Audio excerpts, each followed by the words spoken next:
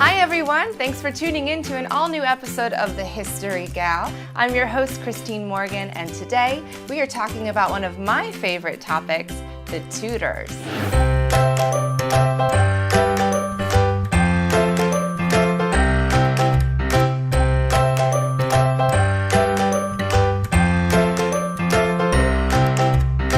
This week, the show hit the road, and we ended up in Atlanta, where we met with one of the world's best Tudor historians, Tracy Borman. She talked with us about fashion, spies, and the constant struggle for a Tudor heir. In this episode, you're going to get a sneak peek into the private lives of one of history's most infamous dynasties.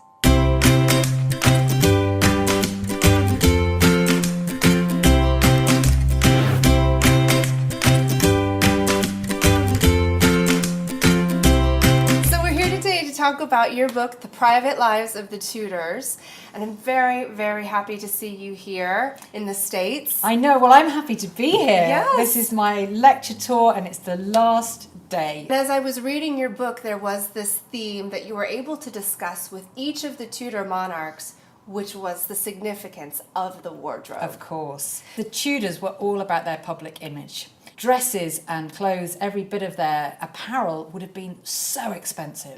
Like, it's probably the biggest thing you could spend money on was clothes.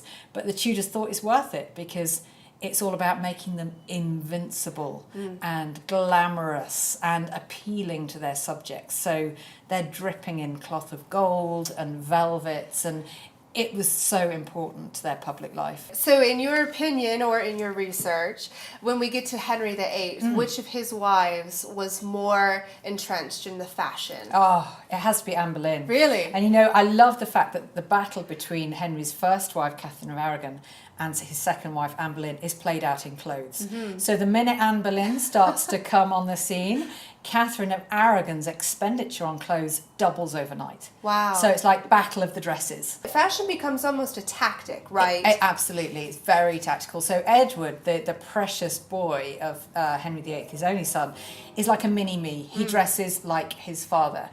Mary Tudor, I'm afraid, lacks a sense of style. She spends a lot, but she doesn't really know how to use it. She's not so stylish as her half-sister Elizabeth, who I think has to be the ultimate model of fashion. Just incredible. Yes. 6,000 dresses, it's said that she owned in her wardrobe. I love the fact she makes her ladies wear black or white, and she wears every colour under the sun. So they kind of fade into the background, and she's like the peacock of the court. Do any of these things survive? Last year, we were lucky enough to find this would have been an altar cloth in a church. Yes. That actually, since researching it, has turned out to be the dress Elizabeth wears in the famous rainbow portrait. It's been used as an altar cloth, but as soon as we took it out of the case it was in and turned it over, you saw the curved seams that made it a dress. Wow. So its provenance is very strong. I just love the fact that even with the Tudor period, where it's so popular, we think we know it all, and then things come to light. It's very exciting. It's investigative history. That's the perfect way of describing it. Yeah, absolutely. When you were doing your research, was there anything that you came across that just absolutely blew your mind? Yes, there was. My favourite fact from the whole research was about Elizabeth I's astrologer, Dr. John Dee. He's an astrologer, but he's a mathematician, a politician. He's also a spy, okay? And so Elizabeth sends him abroad on various secret missions. And we have the letters that he wrote back, and they're in code. And you know, his code name was 007.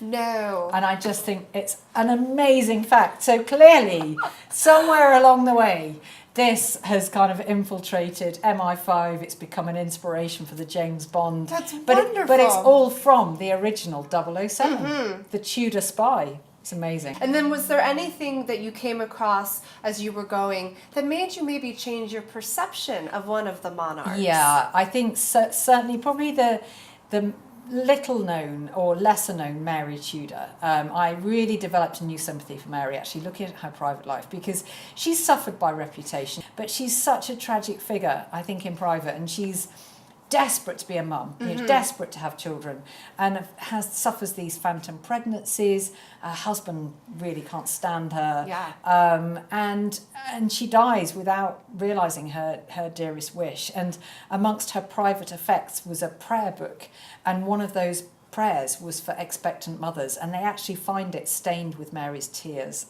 So that, for me, I really did develop a new sympathy for her. Can you see why, after doing all of this work, why the Tudors are still very resonant? Oh, I think they are just still the most colourful, the most dramatic, the most fascinating dynasty in history, and long may that continue. Thank you so much for being here today. It's my pleasure. I can't wait to share this with everyone. Oh, well, thank you for coming to Atlanta to join me. Of course. Safe travels. Thank you. It's my absolute pleasure to recommend Tracy Borman's book, The Private Lives of the Tudors, for any of you who might have a general curiosity or a love for this family and their history. You can find the link to order your copy on our Facebook page. Be sure to like The History Gal while you're visiting, and you can also follow me on Instagram and Twitter for behind-the-scenes action. Don't forget to subscribe to this YouTube channel so that you get all the new episodes every other week as they air. Until next time, y'all have a great week.